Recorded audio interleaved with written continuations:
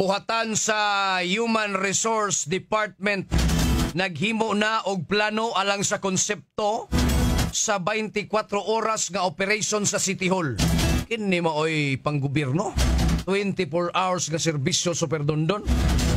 Kaya maminaw sa tas balita pinagi ni Super Alan Mahait. Alan Mahait sa Super Brand. Yes, Super Alan, pasok!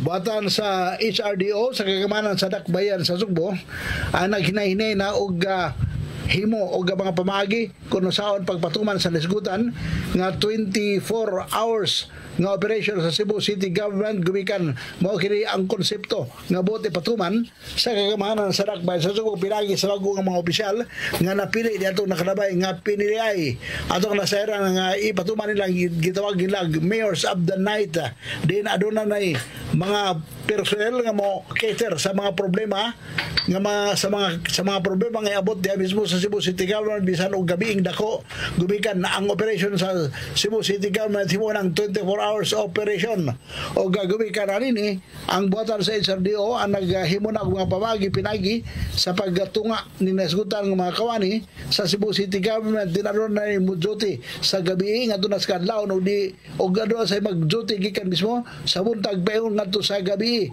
din bahinon ang nasgutan nga trabaho sa nasgutan nga mga kawani sa Cebu City Government. Ako si Alan Mahait sa JB Super Radio DYWS. Dapat totoo.